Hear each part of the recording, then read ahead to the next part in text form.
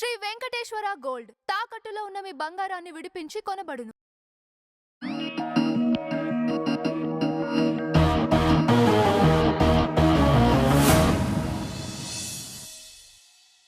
Ma'am నమస్తే ma'am. నమస్తే. Ma'am, ఎయిర్పోర్ట్లో గమనా గారికి జగన్ గారు భరోసా ఇవ్వటం, ఆ తర్వాత గమనా గారు జగన్ గారికి జగన్ టీం అందరికి కూడా థ్యాంక్స్ చెప్పటం, అసలు దీని వెనకున్న అంతర్యం ఏంటి, రహస్యం ఏంటి? అంటే థ్యాంక్స్ చెప్పిన అమ్మాయి ఎవరు అనేది ఫస్ట్ చూడాలి, ఎందుకు చెప్పారు అనేది చూడాలి. థ్యాంక్స్ చెప్పడానికి వాళ్ళు ఏం హెల్ప్ చేశారు అనేది కూడా మనకు తెలియాలి. అంటే రావణ టీంకి సంబంధించి ప్రశ్న యూట్యూబ్ ఛానల్ టీం. ప్రశ్న ఎవరిది? రావణది, జోసెఫ్ రావణ.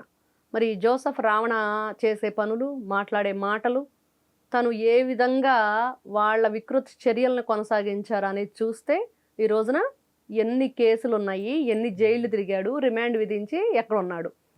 మరి ఇట్లాంటి వ్యక్తులకు ఎవరు సపోర్ట్ చేస్తున్నారు, ఎందుకు సపోర్ట్ చేస్తున్నారు? సపోర్ట్ చేస్తే మరి వాళ్ళ మీద చర్యలు ఉండవా? ఈ రోజున కూటమి ప్రభుత్వం కానీ హోంశాఖ కానీ ఖచ్చితంగా ఈ వ్యక్తుల మీద చర్యలు తీసుకోవాలి. ముఖ్యంగా ఈ గమన అనే ఆవిడ గురించి చెప్పుకుంటే, మనం ఫస్ట్ టైం నేను చూసిన వీడియో అయితే ఆవిడ మాకు ప్రశ్న టీం నుంచి మీ అందరికీ నేను థ్యాంక్స్ చెప్తున్నాను జగన్ గారు, మీరందరూ మాకు చాలా హెల్ప్ అయ్యారు అని. ఈవిడ ఎందుకు థ్యాంక్స్ చెప్తుంది వాళ్ళకి అనేది మనం లోతుల్లోకి వెళ్ళి వెతికిన తర్వాత ఆవిడకి ఏందో ఎయిర్పోర్ట్లో ఈయన భరోసా ఇచ్చాడని, ఆ తర్వాత ఈ జే బ్యాచ్ అంతా కూడా వచ్చి మాట్లాడటం. ఈ జే బ్యాచ్ ఏమవసరం, ఎందుకు మాట్లాడుతున్నారు, ఏంటి కారణాలు అంటే, సజ్జల రామకృష్ణారెడ్డి కొడుకు భార్గవ్ రెడ్డి మరి నెల నెల ఒక 3 lakhs పేమెంట్ ఇతను ఫోన్కి చేస్తాడని, ఏదైతే ఈ వీడియోస్ చేయడానికి ఎక్విప్మెంట్ కోసం కూడా ఒక 25 lakhs చేశాడని కొన్ని ఆధారాలు కొంతమంది బయట పెట్టడం జరిగింది. అది నిజమే అనేది వీళ్ళ మధ్య చాటింగ్ కానివ్వండి, వాళ్ళ ఫోన్ కాల్స్ లిస్ట్ కానివ్వండి. ఈ రోజున రావణకి సంబంధించిన ఏదైతే బ్యాంక్ అకౌంట్స్ను కూడా ఫ్రీజ్ చేయడం జరిగింది గవర్నమెంట్. ఎలా ఆలోచించాలి? ఏ విధంగా వీళ్ళ వికృత చేష్టల్ని, చర్యల్ని ఇట్లాంటి వ్యక్తులు పెంచి పోషిస్తున్నారు. ఈ రోజున హిందూ సాంప్రదాయం అంటే ఏంటి, హిందూ దేవతల యొక్క చరిత్ర ఏంటి, క్రీస్తు పూర్వం నుంచి కూడా మన సాంప్రదాయం, మన సంస్కృతి, మనం లోక కళ్యాణం కోసం చేస్తాం. లోకా సమస్త సుఖినో భవంతు, సమస్త సన్మంగళాని భవంతు. ఎప్పుడూ శాంతి మంత్రాన్ని పఠిస్తూ, ఎక్కడ విద్వేషాలు రెచ్చగొట్టడం కానీ, ఎదుటి వాళ్ళకి సేవ చేయటమే కానీ, ఎక్కడా కూడా మనం ఇట్లాంటి బూతులు మాట్లాడటం ఇలాంటివి ఎక్కడ హిందూ సంస్కృతిలో లేవు ఫస్ట్. కాబట్టి ఇట్లాంటి పవిత్రంగా ఉండే ఒక హిందూ సాంప్రదాయాన్ని అవహేళన చేసిన వ్యక్తుల్ని మనం ఎలా ఊరుకోవాలి? మనం ఏ నోటితో అయితే శాంతి శాంతి శాంతి అంటున్నామో అదే నోటితో ఎవడైతే అశాంతి కోసం మాట్లాడుతున్నాడో వాళ్ళ నాలుగు కూడా కట్ చేయండి అనే చెప్తున్నాం. ఎక్కడ ఊరుకునేదే లేదు. శాంతి కోసం ప్రయత్నం చేసే వ్యక్తుల కోసం మనం ప్రతి నిమిషం పనిచేస్తాం, కానీ అశాంతిని క్రియేట్ చేసే వాళ్ళు మాత్రం పొరపాటును కూడా వదిలిపెట్టకూడదు అనేది మరి హిందూ ధర్మంలోనే ఉంది. అది కూడా ధర్మ సంస్థాపనార్థాయ సంభవామి యుగే యుగే.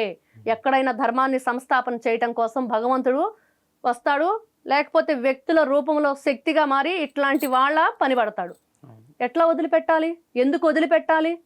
సీతాదేవి మీద పిచ్చి మాటల, శ్రీరామచంద్రుడి మీద పిచ్చి మాటల, ప్రకాష్ రాజు లాంటి యూస్లెస్ ఫెలోస్ వీళ్ళకి సపోర్టా? ఎందుకండి సపోర్టు? ఇక్కడ ఒక్క చోటే మీకు కనిపిస్తుందా తప్పు? ఇక్కడ ఒక్క చోటే ఈ విధంగా మీరు మాట్లాడుతుంటే వేరే రాష్ట్రాల్లో ఎందుకు మాట్లాడలేకపోతున్నారు? ఎందుకో తెలుసా? అక్కడ ఏం చేయరు, ముక్కలు ముక్కలుగా కట్ చేసి ఉప్పు పాతరేస్తారు వేరే చోట మాట్లాడితే. ఇక్కడ మన భారతదేశంలో మన సంస్కృతి, మన రాష్ట్రం, వీళ్ళు చాలా సాఫ్ట్గా ఉండి ఏముందిలే వదిలేద్దాం, ఎక్స్క్యూజ్ చేసేద్దాం అని అనుకుంటుంటే వీళ్ళు పెట్టరేకపోతున్నారు. అంటే మనం ఎంత శాంతియుతంగా ఉండాలని ట్రై చేస్తుంటే వాళ్ళు అంత అశాంతిని క్రియేట్ చేయాలని చూసినప్పుడు ఖచ్చితంగా వాళ్ళకి చర్మగీతం పాడాల్సిందే, వదిలిపెట్టే ప్రసక్తి లేదు. ద్రౌపది వస్త్రాపహరణం గురించి యూస్లెస్ ఫెలోస్కి ఏం తెలుసండి? నీలాంటి ఎదవలు వస్తారు, పనికిమాల చవట సన్నాసులారా, మీరు మహిళలకి తప్పు చేయటానికి ప్రయత్నం చేస్తే, వాళ్ళని అవహేళన చేయటానికి, అగౌరవపరచడానికి ప్రయత్నించినప్పుడు ప్రతిసారి వాళ్ళ వెనకాల ఒక శక్తి ఉండి కాపాడుతుంది. ఆ శక్తి ఎలా ఉండిద్దంటే, దుర్యోధనుడు, దుశ్శాసనులు లాంటి వాళ్ళని వాళ్ళ రక్తంతో ఆవిడ కురులకి మరి ఆ రోజున ఏ విధంగా పవిత్రంగా మార్చిందనేది. ఖచ్చితంగా ఇట్లాంటి వ్యక్తులు రక్తాభిషేకం చేయాల్సిందే. ఎక్కడ వదిలిపెడతాం, ఎందుకు వదిలిపెడతాం? అంత ఆషామాషిగా కనపడుతున్నామా? ఒక రుద్రమదేవి, ఒక ఝాన్సీ లక్ష్మీబాయి వీర వనితలు పుట్టిన దేశం.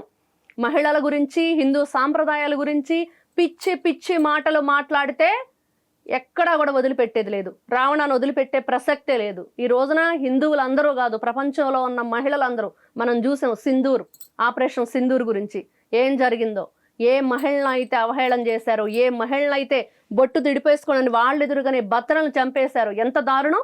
మన ఎదుటుగా భర్తను చంపేస్తుంటే ఎలా ఉండిద్ది? అదే మహిళల చేత వాళ్ళని ఊచకోత కోయించారు మోడీ గారు. అదే ఉండాలి. ఇట్లాంటి పనికిమాలిన చవట సన్నాసులకి అలాగే గుణపాఠం చెప్పాలి. ఇక్కడుంటూ మన తిండి తింటూ మన గాలి పీలుస్తూ తల్లి, చెల్లి, భార్య, నీకు ఆడపిల్లలు ఉండుంటారు, మహిళలందరూ నీకు ఏ విధంగా ఈ రోజున గుణపాఠం చెప్తారో చూడాలి. ఈ రోజున నీ ఇంట్లో ఉన్నారుగా ఆడపిల్లలు, నువ్వెందుకు మాట్లాడవు వాళ్ళ గురించి? ఎదుటి వాళ్ళ గురించి ఎలా మాట్లాడతావు? ఎంత దారుణమైన విషయం! ఎలా సహిస్తాం? రక్తం మరుగుతుంది ఇట్లాంటి పనికి మాలిన ఎదవలను చూసినప్పుడల్లా. ఇది మాత్రం వదిలిపెట్టే ప్రసక్తే లేదు. ఇట్లాంటి రావణాసురులు పుట్టినప్పుడల్లా రాముళ్ళు ఉన్నారు.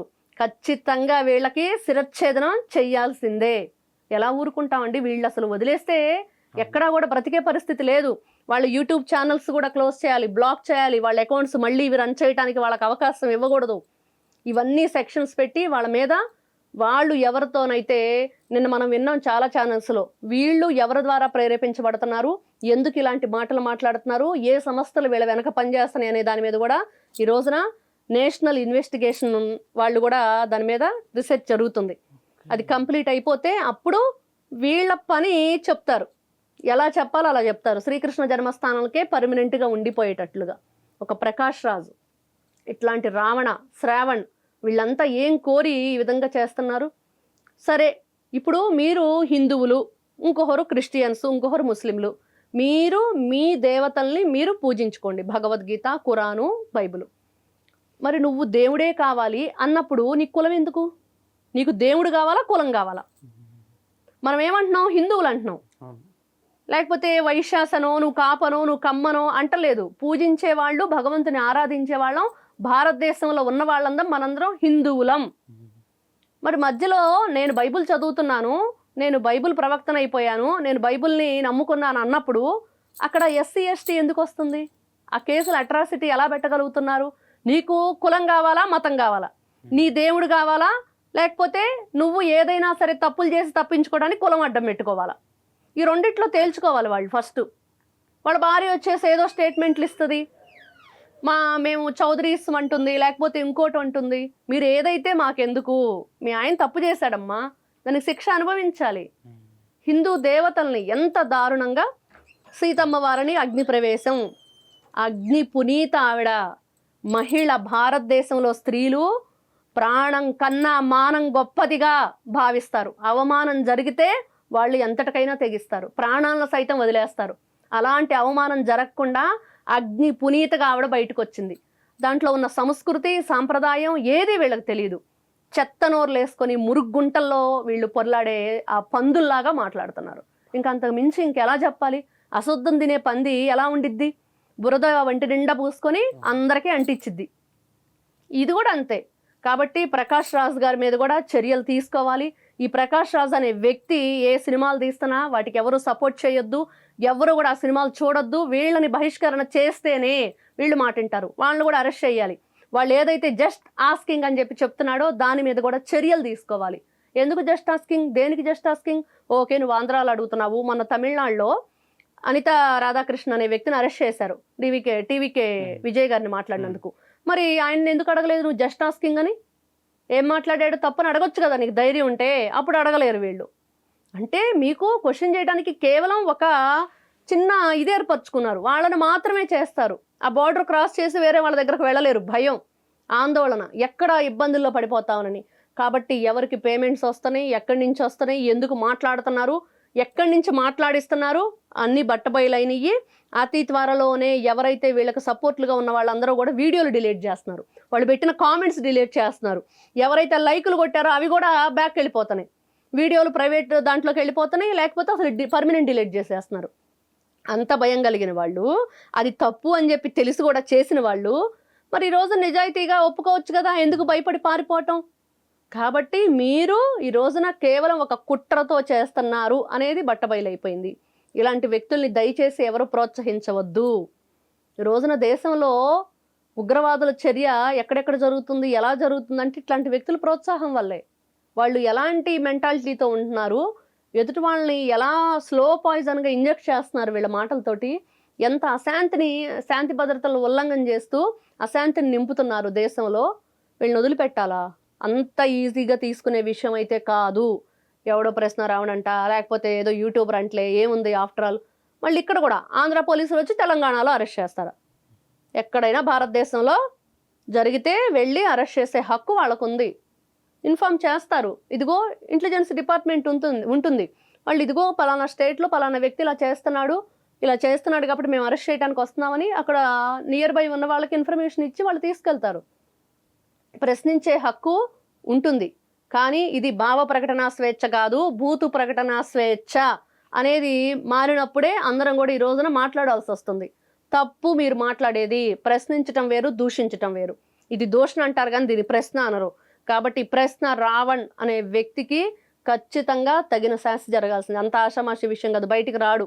అంత ఈజీగా బయటికి వచ్చే ప్రసక్తే లేదనేది ఈ రోజున అతను వెనుకున్న విషయాలు బయటకు వస్తుంటే తెలుస్తుంది.